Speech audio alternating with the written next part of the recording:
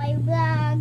Today I'm gonna feed my pig because it's so very hungry. Okay, start natin guys.